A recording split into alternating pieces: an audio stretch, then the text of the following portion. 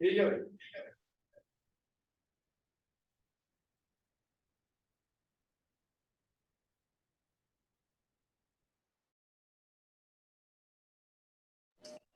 Alright guys, thank you very much for your patience. Can you guys please confirm if you all can hear me? I just turned off the iPad and then restarted and now it's working fine.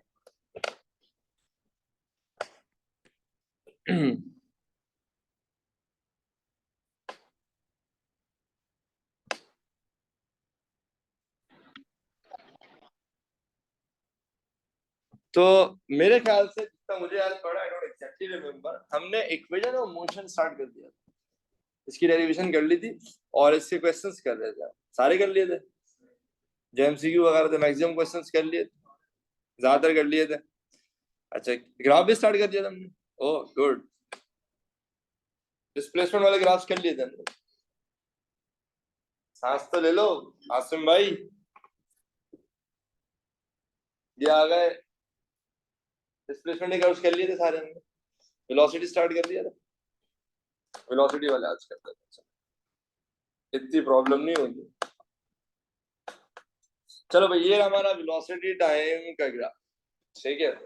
तो इसमें जरा जल्दी जल्दी discuss कर लेते हैं। सबसे पहले जिस चीज का ग्राफ है उस पर बात करते हैं। This is a velocity time graph. I think velocity is constant, velocity change नहीं हो रही है। अच्छा, वेलोसिटी टाइम ग्राफ का ग्रेडियंट क्या बताता है? एक्सेलरेशन बताता है। This is a horizontal line, gradient is 0, इसका मतलब acceleration is also 0 as the gradient is 0. दो ऑब्जेक्ट्स हैं, इनका मैंने वेलोसिटी टाइम ग्राफ बनाया। एक ग्राफ ए, एक ऑब्जेक्ट ए का ग्राफ, एक ऑब्जेक्ट बी का ग्राफ। दोनों की वेलोसिटी इंक्रीजिंग है। The velocity is increasing with time. आप देख सकते हैं ए में भी और बी में भी, और दोनों की वेलोसिटी सेम रेट के साथ इंक्रीज, जिस रेट के साथ ए की इंक्रीज हो रही है उसी रेट के साथ बी की, लाइक उसकी भी कांस्टेंट रेट के साथ इंक्रीज हो रही है। सो velocity of both A and B is increasing at a constant rate. सही, आई थिंक मैंने पीछे सेम रेट बोला, सेम नहीं, कांस्टेंट रेट। दोनों का रेट ऑफ चेंज कांस्टेंट है, यानी दोनों का एक्सीलरेशन कांस्टेंट है। लेकिन कोई मुझे बता सकता है ए और बी में ज्यादा एक्सीलरेशन किसकी है? हाँ, मेरे ख्याल से ए की एक्सीलरेशन ज्यादा है। क्यों? क्योंकि ए का ग्रेडियंट ज्यादा है, इसकी स्टीपनेस ज्यादा है। So acceleration of both A and B is constant. दोनों की एक्सेलरेशन कांस्टेंट है, लेकिन वो जो कांस्टेंट वैल्यू होगी वो ए की ज्यादा होगी as compared with B, but acceleration of A is greater than the acceleration of B. अच्छा, इसके अलावा मैक्सिमम वेलोसिटी दोनों की सेम है। अगर आप ग्राफ से वेलोसिटी को रीड करने बैठेंगे तो जो बी की मैक्सिमम वेलोसिटी मिलेगी वही ए की मैक्सिमम वेलोसिटी मिलेगी। लेकिन हाँ, जो डिस्प्लेसमेंट का वर्ड है, आई एम प्रीटी श्योर वो बी का ज्यादा है और ए का कम है। उसकी वजह यह है कि अगर आप एरिया अंडर द कर्व निकालते हैं बी का, this is the area under the curve, ठीक है। यही अगर आप एरिया अंडर द कर्व ए का निकालते हैं तो उसका एरिया कंपैरेटिवली छोटा निकलेगा। ऐसा ही है, यानी area under the curve gives us the displacement. इसका मतलब बी का डिस्प्लेसमेंट ए के मुकाबले में ज्यादा है। So final velocity of A and B is same, but B has covered greater displacement than A.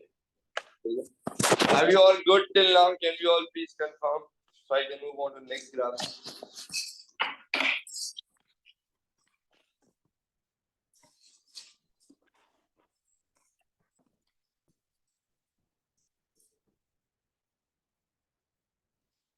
This is velocity time graph, ठीक है। यहाँ पे velocity डिक्रीज कर रहा है, very evident from the graph. velocity decrease कर रहा है, और कैसे डिक्रीज कर रहा है? the velocity is decreasing at a constant rate. So the velocity is decreasing at a constant rate. अच्छा, displacement time graph, velocity time graph का ग्रेडियंट क्या बताता है? एक्सेलरेशन बताता है। Because it's a straight line, मतलब ग्रेडियंट कांस्टेंट है, value decrease कर रही है मतलब नेगेटिव है। तो कांस्टेंट नेगेटिव ग्रेडियंट मतलब कांस्टेंट नेगेटिव एक्सेलरेशन, जिसे आप कांस्टेंट डिसेलरेशन भी कह सकते हैं। तो this is acceleration is constant and negative as the gradient is negative. जैसे आप constant deceleration भी कह सकते हैं. सही. चलो इस बारे में किससे बात करें? तुम बताओ क्या हो रहा है वेलोसिटी के साथ?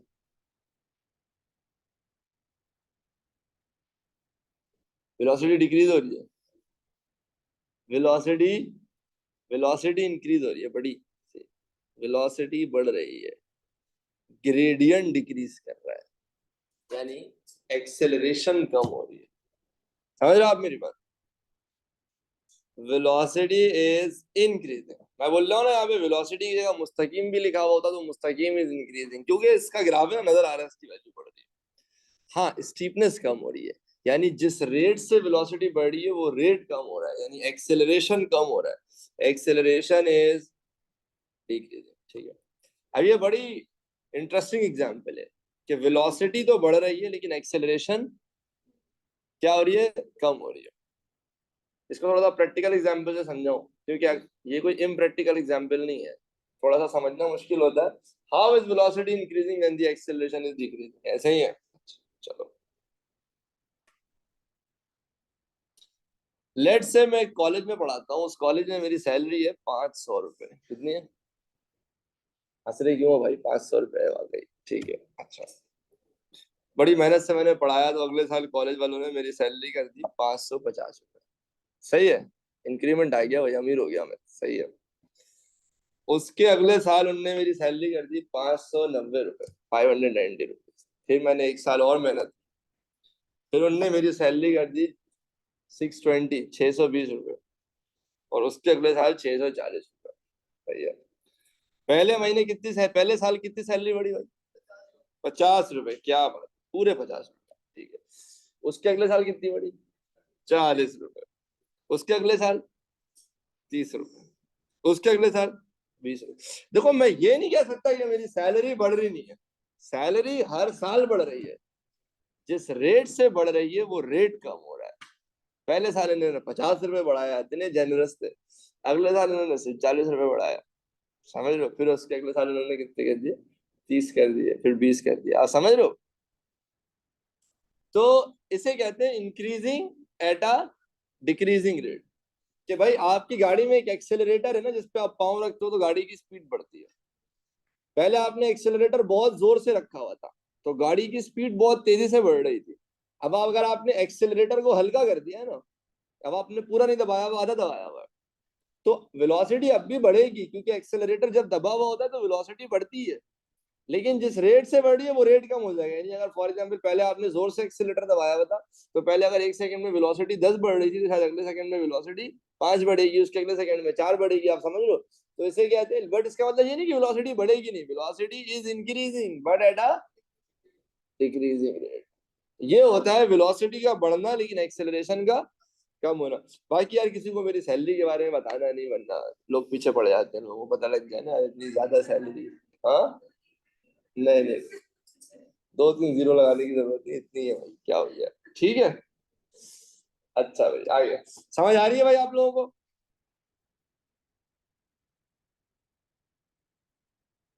हसन भाई, does this make sense now?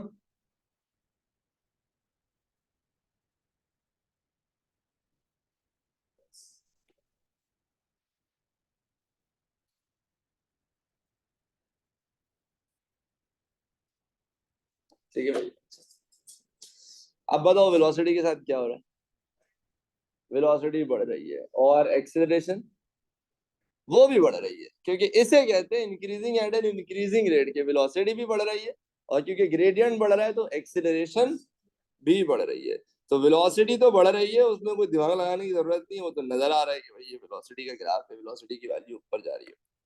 But acceleration is increasing as the gradient is increasing. ये मजे का ग्राफ. इस ग्राफ में हम एक मैजिक देखेंगे. सही है. क्या नाम है आपका? आमना. आमना, आप बताएं वेलोसिटी बढ़ रही है कम हो रही है? बढ़ रही है. और कैसे बढ़ रही है? एक कांस्टेंट रेट के साथ बढ़ रही है. मतलब एक्सेलरेशन इज कांस्टेंट. दूसरी चीज ये कि यहाँ पे इनिशियल वेलोसिटी जीरो नहीं है. ऐसा ही है भाई. ऑलरेडी, यानी एट टी इक्वल 0 आप देख सकते हो ऑब्जेक्ट की पहले से कुछ ना कुछ वेलोसिटी है, सही है। तो velocity is increasing with a constant acceleration, और इनिशियल वेलोसिटी आपके पास 0, let's say this was your initial velocity u, और फिर आपकी वेलोसिटी कितनी हो गई v, फाइनल वेलोसिटी ये हो गई। अच्छा, एक कांस्टेंट रेट के साथ आपकी वेलोसिटी बढ़ी है, ग्राफ स्ट्रेट लाइन है, एक्सेलरेशन कांस्टेंट है, लेट्स से ये सब हुआ है आफ्टर टाइम t, ठीक है। अच्छा, ये है वेलोसिटी टाइम ग्राफ। अगर मैं इसका एरिया निकाल दूं तो मुझे क्या मिल जाएगा, मुझे मिल जाएगा डिस्प्लेसमेंट। अगर मैं इसका एरिया निकालने बैठूंगा तो नीचे एक ट्रेपीजियम बन रहा है, यानी एक रेक्टेंगल बन रहा है और एक ट्रायंगल बन रहा है।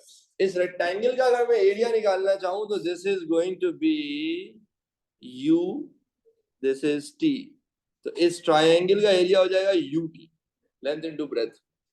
अच्छा, ये बन रहा है एक ट्रायंगल, नीचे रेक्टेंगल था, ऊपर क्या बन रहा है, ट्रायंगल। इस ट्रायंगल का अगर मैं एरिया निकालने बैठूंगा तो this is going to be 1/2, base is u and height is, base is t and height is v minus u। यहाँ से यहाँ तक का जो डिस्टेंस है वो कितना हो जाएगा, v minus u into t, ऐसा ही है, 1/2 बेस इंटू हाइट। अगर मैं कहूँ डिस्प्लेसमेंट तो this is equal to s equal ut, यानी ये वाला area plus 1/2 v minus u into t। तो ut as it is plus 1/2 as it is, v की जगह मैं लिख सकता हूँ u प्लस at इस v की जगह, बाकी minus u into T as it. ये दोनों u इंतकाल फरमा जाएंगे, s equal U T plus half, ये ए टी टी से मल्टीप्लाई होके ए टी स्क्वायर हो जाएगा। I think I have seen this Q T before, where in the equation of motion, जब हमने पढ़ा था v is equal to u plus A T, s equal v plus u upon 2 into T, s equal U T plus half A T square and 2s equal v square minus u square. बोलो ना, पढ़ा था ना। तो आप काफी किताबों में देखेंगे इस तरह भी डिस्प्लेसमेंट की इक्वेशंस ना वो लोग डिराइव करते हैं। हाँ, यार वो भी यही आंसर आएगा, सिंपलीफाई कर लो, ट्रेपेजियम का एरिया लगा दो बस। नहीं समझ आ रही है बात, क्लियर है भाई? Is everyone happy from the online community? Can we move forward? और ये मैं देख रहा हूँ काफी फिजिकल वाले भी ऑनलाइन बैठे हुए हैं।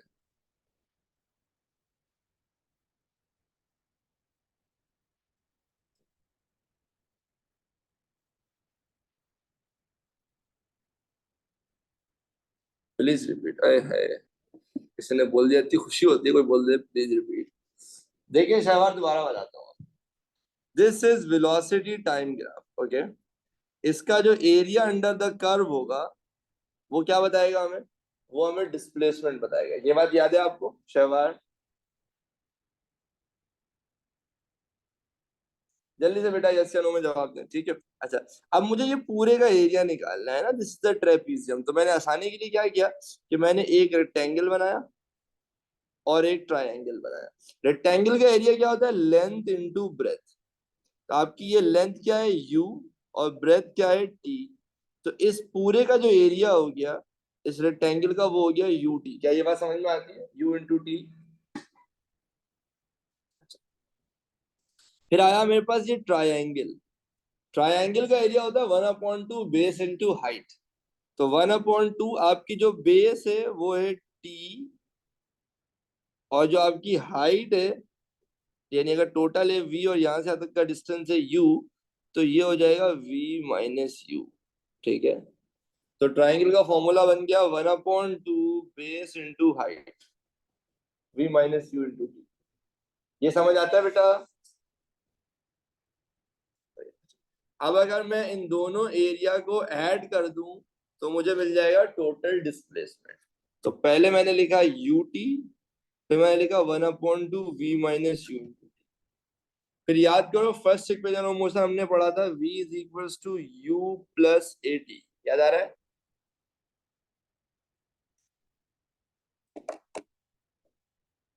बोलो पेंसिल, और ये हो गया u कैंसिल, ठीक है। u पॉजिटिव और ये u नेगेटिव था ना, ये दोनों कैंसिल हो जाएंगे। I will be left with ut as it is 1/2 as it is, ये 8 इस t से मल्टीप्लाई होगी 8 स्क्वायर हो जाएगा। तो it's the same second equation of motion जो हम पहले भी पढ़ चुके हैं। Why T is multi, T क्यों नहीं मल्टीप्लाई होगा? असल यहाँ पे आप कह रहे हो टी क्यों मल्टीप्लाई होगा?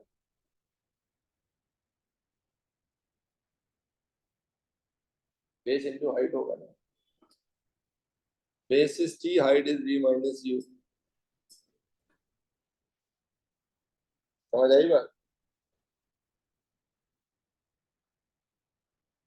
When velocity is constant, is an acceleration zero? बिल्कुल acceleration zero होती है जब velocity constant है। यहाँ पे velocity constant नहीं है, यहाँ velocity बढ़ रही है। हाँ, यानी acceleration constant है।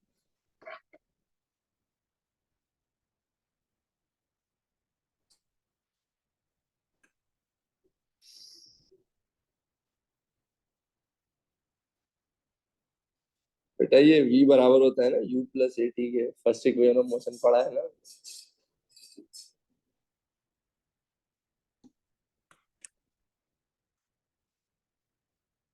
ऐसा ना,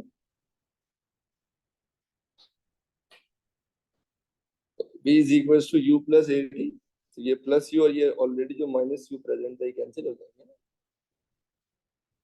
ut as it is 1/2 as it is, ये 80 t से मल्टीप्लाई होगी 80 स्क्वायर हो जाएगा।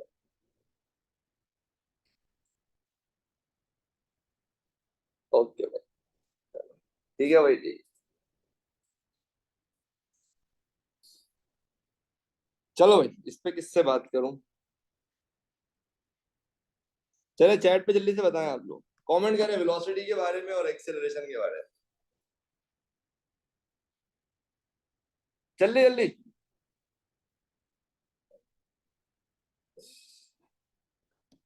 वेलोसिटी डिक्रीजिंग, वेरी गुड, सारे मानते हैं वेलोसिटी डिक्रीजिंग। एक्सेलरेशन के बारे में क्या रहा है भाई?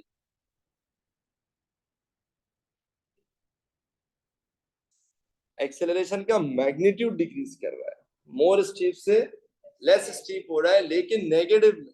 तो मोर नेगेटिव से जब आप लेस नेगेटिव होते हो, याद है पिछली क्लास में हमने बात की थी, magnitude of acceleration is decreasing, आप मोर नेगेटिव से लेस नेगेटिव हो रहे हो।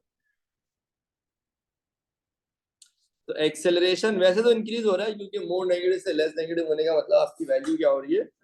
बढ़ रही है। तो acceleration is increasing as it is getting less negative. हाँ, सिर्फ मैग्नीट्यूड की बात करोगे तो ठीक है, स्टीपनेस पहले ज्यादा थी, पहले कम हो गई है। लेकिन नेगेटिव में ना, नेगेटिव में किसी चीज का कम होना मैथमेटिकली इज उस चीज का बढ़ जाना। Are you all with me? याद आ रहा है आप सबको?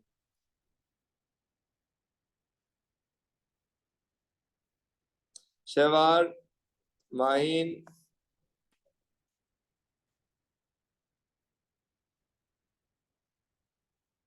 चले इसका बताएं जल्दी से, वेलोसिटी बढ़ रही है कम हो रही है? Velocity is decreasing, very good. अच्छा, अब ये बताओ, एक्सेलरेशन, एक्सेलरेशन डिक्रीज करिए, मोर नेगेटिव हो रही है ना। पहले स्टीपनेस कम है, बाद में स्टीपनेस ज्यादा है, लेकिन नेगेटिव में, यानी आप लेस नेगेटिव से मोर नेगेटिव हो रहे हो। तो अगर सिर्फ मैग्नीट्यूड की बात करनी तो हाँ, मैग्नीट्यूड एक्सेलरेशन का बढ़ रहा है बिकॉज स्टीपनेस बढ़ रही है, लेकिन नेगेटिव में बढ़ रहा है। तो वैसे अगर एक्सेलरेशन की बात करोगे तो अगर किसी चीज की एक्सेलरेशन मोर नेगेटिव हो रही है तो मैथमेटिकली वो चीज क्या हो रही है? डिक्रीज कर रही है। आर यू ऑल विद मी?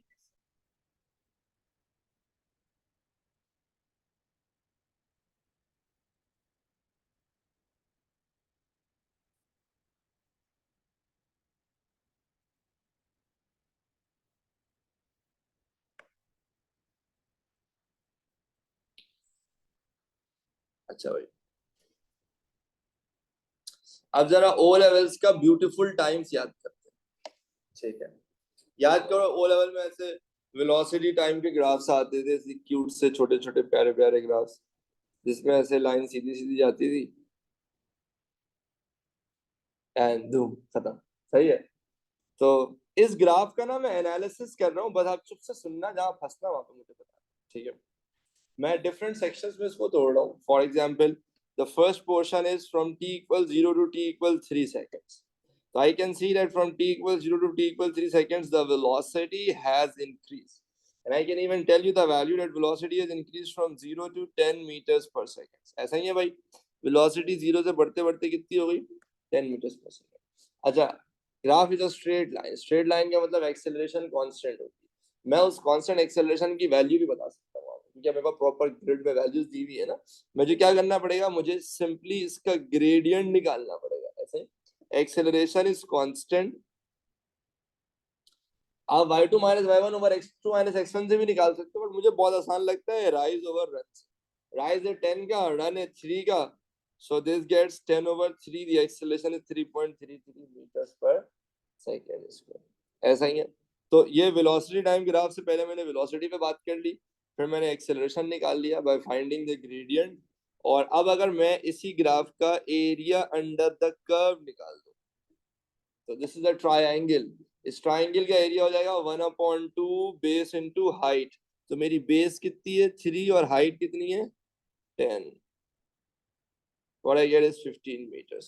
जल्दी से सारे एक्नॉलेज कीजिएगा. t इक्वल 0 से t इक्वल 3 सेकंड्स की मोशन में जो मैंने लिखा है, इसमें किसी को कोई प्रॉब्लम तो नहीं है? कोई डिसएग्रीमेंट तो नहीं है?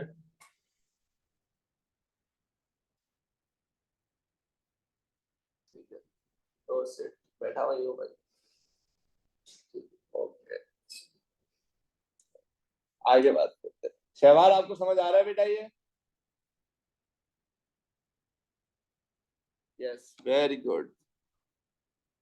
अब अगला सेक्शन है from t equal 3 seconds to t equal 7 seconds. अगर आप गौर से देख रहे हैं तो 3 सेकंड से लेके 7 सेकंड तक आपकी वेलोसिटी मस्त कांस्टेंट है, ना बढ़ रही है ना कम हो रही है. तो वेलोसिटी इज कांस्टेंट, और वो वैल्यू भी बता सकता हूँ. वो कांस्टेंट वैल्यू क्या है? 10 मीटर्स पर सेकंड. जब वेलोसिटी कांस्टेंट होती है तो एक्सेलरेशन क्या हो जाती है? जीरो हो जाती है. हॉरिजॉन्टल लाइन का वैसे भी ग्रेडियंट जीरो हो जाएगा, तो एक्सेलरेशन इज जीरो. एरिया अगर मैं निकालना चाहूँ तो वो मुझे डिस्प्लेसमेंट मिल जाएगा. इसका एरिया हो जाएगा ये area. This is a rectangle which is simply 3 से लेके 7 तक is 4 and height is 10. So 10 into 4 is going to be 40 meters. Very easy, very nice, very wonderful. Okay. Now from t equals 7 seconds to t equal 12 seconds. Velocity के साथ क्या हो रहा है? अब velocity गिर रही है. समझ रहे हो ना? ये है आपके ओ लेवल के रिजल्ट्स, और ये हैं किसी और के लेवल के रिजल्ट. आपके तो अच्छे आएंगे, जाहिर है आप तो मेहनत करेंगे, प्रैक्टिस करेंगे. तो अगर मैं वेलोसिटी की बात करूं तो वेलोसिटी इज, या velocity has decreased from 10 meters per second to 0. ऐसा ही है. There is a constant deceleration. क्यों? एक्सेलरेशन ये कांस्टेंट है और नेगेटिव है ना, because it's a straight line. मैं बाकायदा उसका ग्रेडियंट निकाल सकता हूँ. ग्रेडियंट ऐसे निकालेंगे कि लाइक जब वैल्यू बढ़ रही होती है ना तो हम करते हैं राइज ओवर रन, जब कम हो रही होती है तो हम कहते हैं फॉल ओवर रन. बस जब वैल्यू कम हो रही हो तो ग्रेडियंट निकालते हैं, फॉल को नेगेटिव ले लिया करो. जैसे कितने का फॉल आया? 10 से 0 पे आ गए ना, तो वैल्यू कितनी हो गई? -10. और कितना टाइम लगा? 7 से 12 इज 5 ना. So the acceleration is -2 meters per second. आप direct y2 minus y1 over x2 minus x1 से भी कर सकते हो, पर मुझे वो बहुत लंबा लगता है. कौन बैठ के कोऑर्डिनेट्स मार्क कर रहे हो और फिर ग्रेडियंट निकाले? सिंपल है, राइज ओवर रन, या कम हो रहा तो फॉल ओवर रन. खत्म हो गया. फॉल ओवर रन से नेगेटिव आंसर आ जाएगा. अगेन ये हो रहा है क्या? यूजली ये हो रहा है कि भाई ऑब्जेक्ट की पहले स्पीड बढ़ रही थी, फिर कांस्टेंट हुई, फिर ब्रेक लगा तो स्पीड कम होना शुरू हो गई. तो जब ब्रेक लगता है ना तब भी ऑब्जेक्ट आगे ही जाता है. ब्रेक लगने के बावजूद भी ऑब्जेक्ट डिस्टेंस कवर करता है, जिसे हम प्यार से कहते हैं ब्रेकिंग डिस्टेंस. अगर मैं ये एरिया अंडर द कर्व निकालता हूँ तो this gives me the braking distance, कि भाई इसने कितना ब्रेकिंग डिस्टेंस ट्रैवल किया, which in this case is a good value. अगर मैं इसका एरिया निकालने बैठ जाऊं, 1/2 बेस इज 7 से लेके 12 तक is 5 and height is 10. So 1/2 5 into 10, this is going to be 25 meters. But not a bad distance. 25 meters is the cover here, even after the brakes are applied. तो ये हो गया इस ग्राफ का एक बेसिक से एनालिसिस के different portions में मैंने वेलोसिटी भी निकाल ली, एक्सेलरेशन भी निकाल लिया, डिस्प्लेसमेंट भी निकाल लिया। अच्छा, अब एक छोटा सा काम ये करना कि भाई this is t equal 0, velocity is also 0। फिर क्या होगा भाई, आप t इक्वल 3 सेकंड्स पे जाते हो, 0 से लेके 3 सेकंड्स पे जाते हो, आपकी वेलोसिटी कितनी हो जाती है, 10 मीटर्स पर सेकंड। फिर आप फर्दर 40 मीटर्स का डिस्टेंस ट्रैवल करते हो, पहले आपने 15 मीटर का डिस्टेंस ट्रैवल किया, फिर आप कांस्टेंट वेलोसिटी के साथ मूव करते रहे यहाँ तक कि आपने कितना डिस्प्लेसमेंट ट्रैवल किया, 40 मीटर्स का, यहाँ तक कि the time on the clock is now 7 seconds, और वेलोसिटी आपकी वही 10 मीटर्स पर सेकंड। फिर आपका ब्रेक लगता है, ब्रेक में भी अच्छा खासा आप 25 मीटर्स का डिस्टेंस ट्रैवल कर लेते हो, तो 25 मीटर जब आप और आगे जाओगे तो यहाँ तक कि time on the clock would be 12 seconds and the velocity would be 0। ये एक बेसिक स्केच आपको बनाना चाहिए, आना चाहिए कि भाई आपके सामने जो ग्राफ है ना उसको देख के आप समझ सको कि एक्चुअली मोशन में हो रहा है क्या। फिर आप चाहो तो मजे से एवरेज वेलोसिटी निकाल लो, which is total displacement over total time. आपका टोटल डिस्प्लेसमेंट कितना है, 15 plus 40 plus 25, that makes a total distance of 80, और टाइम कितना हो जाएगा आपके पास, total 12 seconds, so what you get is 6.67 metres per second. क्या इसमें किसी को कोई कंफ्यूजन है, कोई प्रॉब्लम है, कोई नाराजगी है तो वो प्लीज बताएं।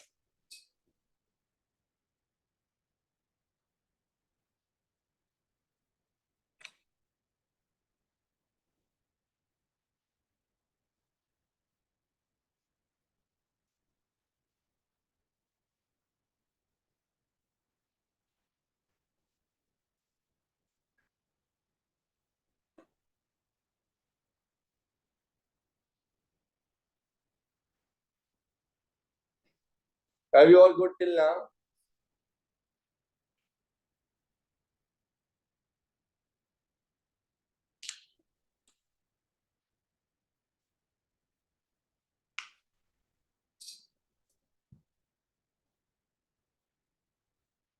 चलो जल्दी से एक बेसिक क्वेश्चन दे रहा हूँ, फौरन से एक्सेलरेशन निकालें, वेलोसिटी टाइम ग्राफ दिया।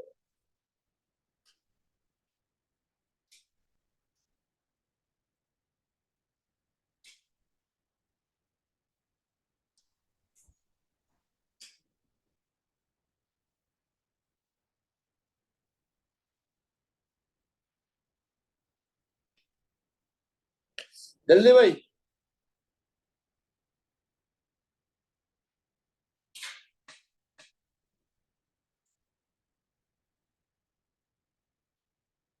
सी, सबका यही आ रहा है, सी is the correct answer.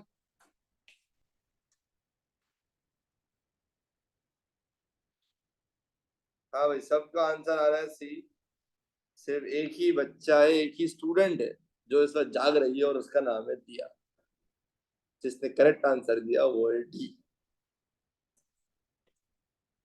Kilometre अब पर आवर को मीटर पर सेकंड में तो मेरे पापा आएंगे ना, वो कन्वर्ट करेंगे। है, मैंने क्या बोला, examiner is a son of a genius. उसको पता है तुम किलोमीटर पर आवर को इग्नोर करोगे, तुम जज्बाती में फौरन से एक्सेलरेशन कैसे निकालोगे, राइज ओवर रन से। Final answer metres per second में आना चाहिए, पर सेकंड स्क्वायर में आना चाहिए। तुम्हारी इस गलती से जो आंसर आएगा ना वो आंसर ऑप्शन में मौजूद है, समझ रहे हो। घर आके पहले मैसेज करोगे, सर इतना आसान पेपर आया था, समझ ही नहीं आया, फौरन ही हो गया। ए स्टार तो पक्का है। ओ भाई बिल्कुल ग्रेडियंट निकलेगा राइज ओवर रन से।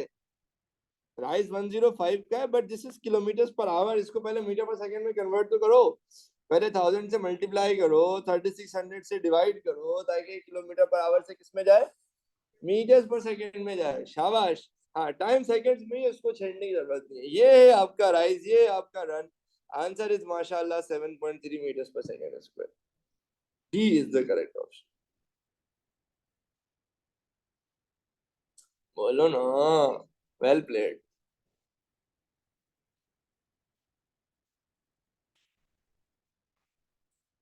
Are you all good? Can I move on to the next question, please?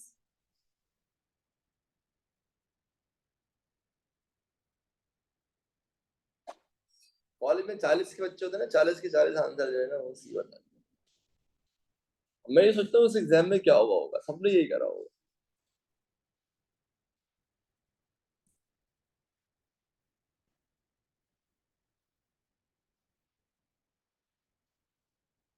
सुना है आज हमने बहुत अच्छी बॉलिंग की है, श्रीलंका को 100 रन पे ऑल आउट कर दिया है। नहीं चले, क्रिकेट तो दुनियावी चीज है, फिजिक्स पढ़ते हैं, सॉल्व करें इसको।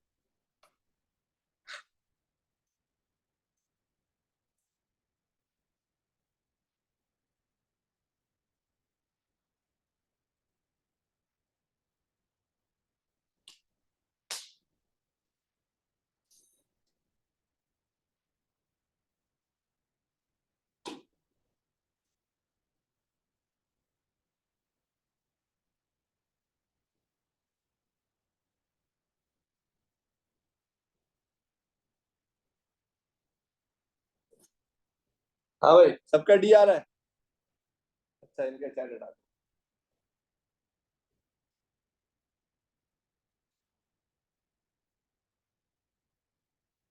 ये आ रहा है, मेरे को तो मजा आ रहा है।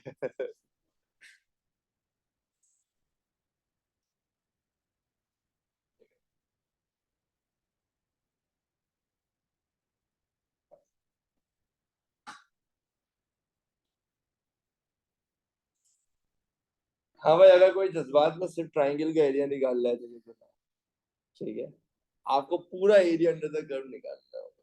सही है, मैंने इसे area under the curve I mean पूरा एरिया अंडर द कर्व। ठीक है, तो दिस इज अ ट्रेपीजियम।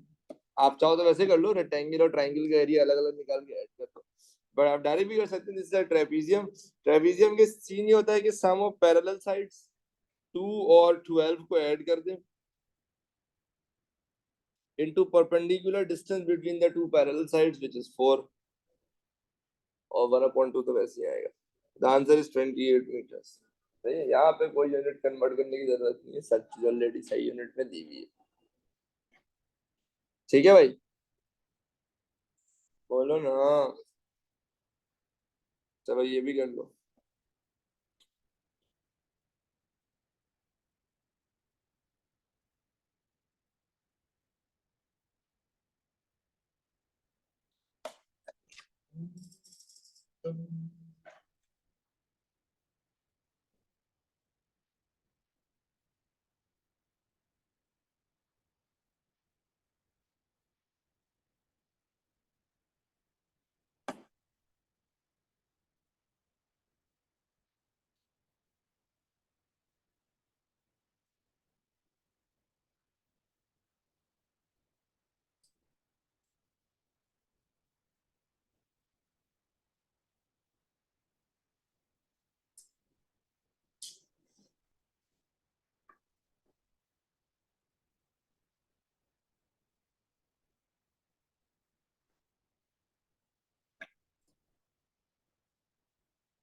क्या फैसला होगा?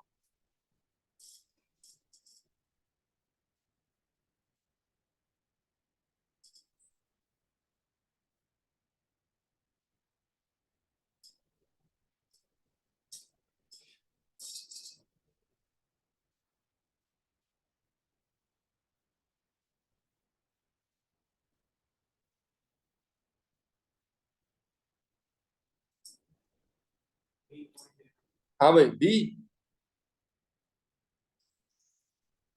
देखो, शुरू में तो रेस्ट पे, एंड में भी रेस्ट पे ग्राफ। ये जो स्ट्रेट लाइन है ना, ये वो टाइम, वो क्या ना भाई, वो आप बता दो कि जब वो मूव कर रहा है उस वक्त इसकी स्पीड क्या होगी। This is your displacement time graph.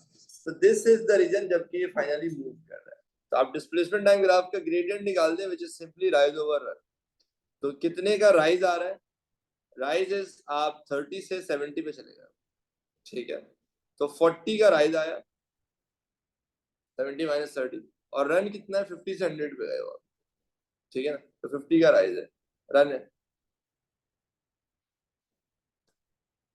20 जगह रहेगा। आई थिंक ऑनलाइन ने भी सबने बी आंसर बताया। ठीक है, माशाल्लाह, नजर ना लगे।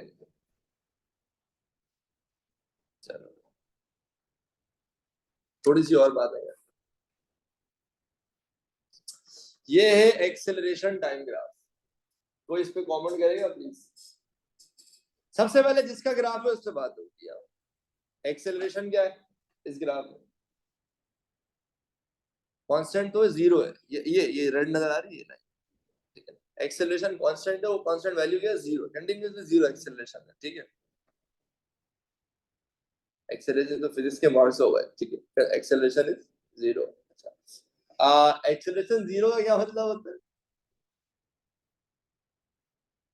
Velocity, velocity is constant, velocity is, मुझे नहीं पता वेलोसिटी क्या है, बट मुझे इतना पता है जो भी है कांस्टेंट है, तभी एक्सेलरेशन जीरो आ रहा है, ठीक है। ठीक है, ये क्या हुआ भाई?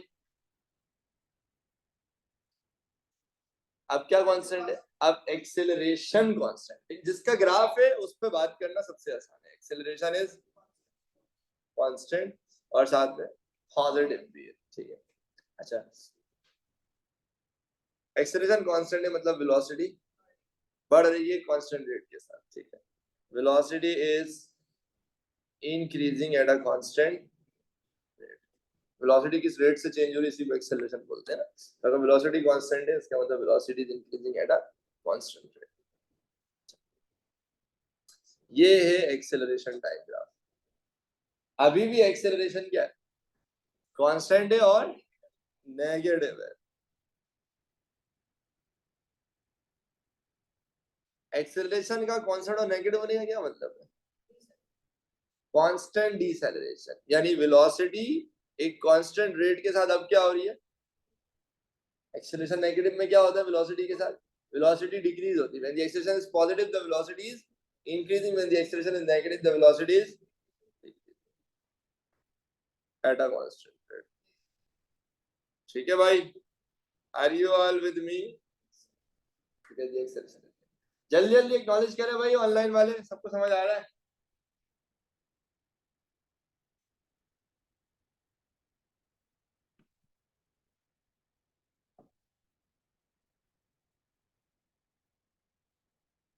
चलो भाई इधर आते हैं। What is happening with acceleration? Acceleration increase. Acceleration is increasing, वो भी at a constant, ठीक है। अच्छा, जब एक्सेलरेशन बढ़ती है तो वेलोसिटी के साथ क्या होता है? वेलोसिटी तो जंगलियों की तरह बढ़ती है, समझ रहे हो? अगर एक्सेलरेशन बढ़ रही है मतलब वो जो एक्सेलरेटर दब रहा है वो और तेज से दब रहा है, तो आप वेलोसिटी के साथ सोच लो क्या होगा। Acceleration is rate of change of velocity ना। लाइक एक्सेलरेशन जब कांस्टेंट होती है तब वेलोसिटी बढ़ रही होती है, एक्सेलरेशन जब बढ़ रही है तब तो वेलोसिटी धुआंधार बढ़ रही है, ठीक है। तो velocity is increasing as acceleration is. अच्छा, इस पर बात करते हैं। क्या नाम है तुम्हारा? वारिस भाई, एक्सेलरेशन के बारे में बताएं कुछ। Acceleration is decreasing eight a constant rate, कितनी प्यारी बात की है उन्होंने। वेलोसिटी इंक्रीज कर रही है डिक्रीज कर रही है?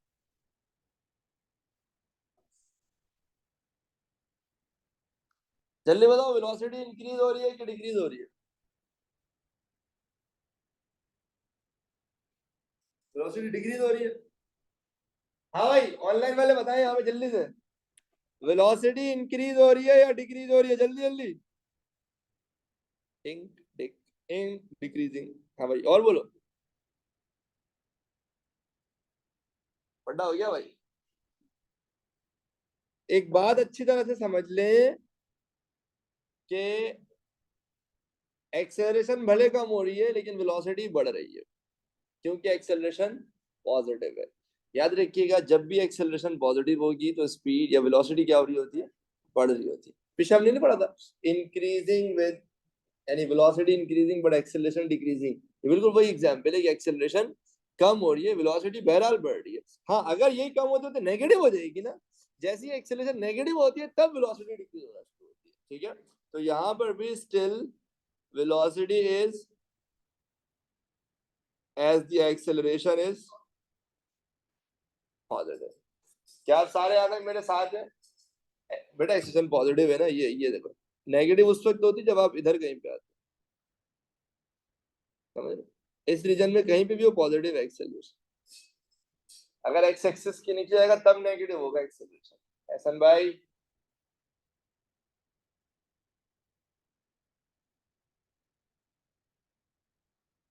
बोलो ना। ऐसे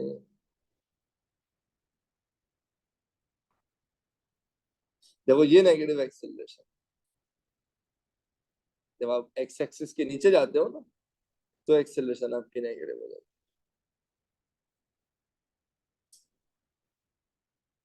are we all good till now?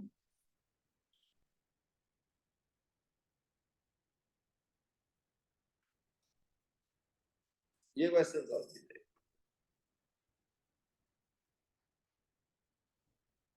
तो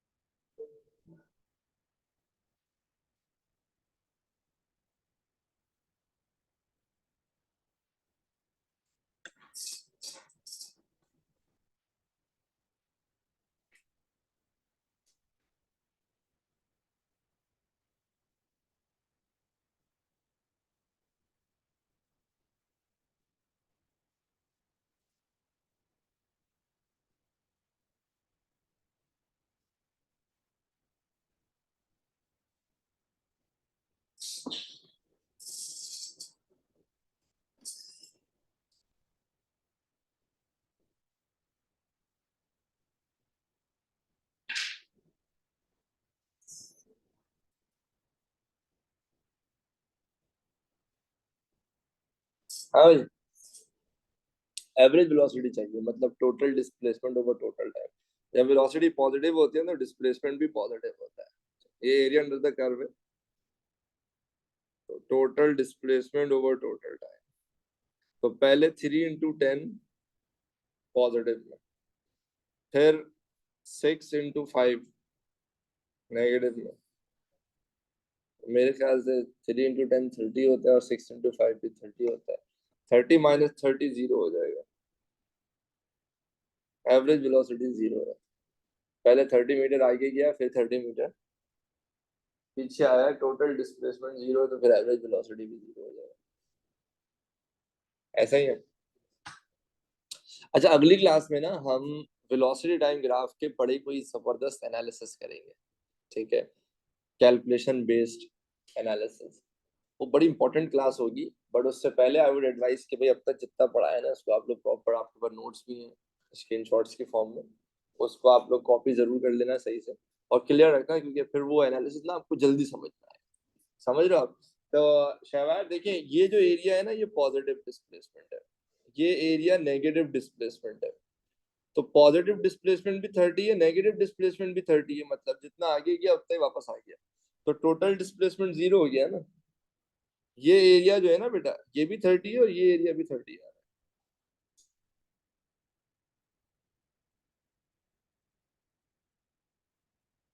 टोटल डिस्प्लेसमेंट जीरो है, एवरेज वेलोसिटी भी जीरो है।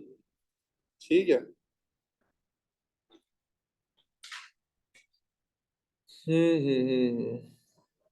चले ठीक है भाई। यहाँ तक किसी के दिमाग में कोई क्वेश्चन है तो पूछ लो, बाकी thank you very much for two दोस्त जो कि लाइक कैंपस आए थे टेस्ट देने के लिए। जो नहीं आए थे वो फिर यहाँ से एटलीस्ट टेस्ट पेपर्स कलेक्ट कर लीजिए, घर पे सॉल्व कर लीजिएगा। सही है। बट जब टेस्ट हुआ करे तो भाई आया करो यहाँ पे, ताकि थोड़ा मॉनिटर कर सके। और ऑनलाइन वालों ने आई होप टेस्ट दिया होगा, अब्दुल्ला को सेंड कर दिया था आप लोगों ने टेस्ट पेपर सॉल्व करके। और पेपर भाई लाइक ईमानदारी से सॉल्व करना ऑनलाइन वालों, मतलब इतनी तो मैं उम्मीद कर ही सकता हूँ कि किसी मैल प्रैक्टिस की एक्सपेक्टेशन नहीं होनी चाहिए, क्योंकि उससे कुछ मिलेगा नहीं। कोई वर्ल्ड कप तो नहीं मिल जाएगा आपको, बट ये है कि this is for your self judgement. समझ रहे हो आप? तो आपकी अपनी असेसमेंट हो जाएगी इस बार। ठीक है भाई, मिलते हैं कल की क्लास में।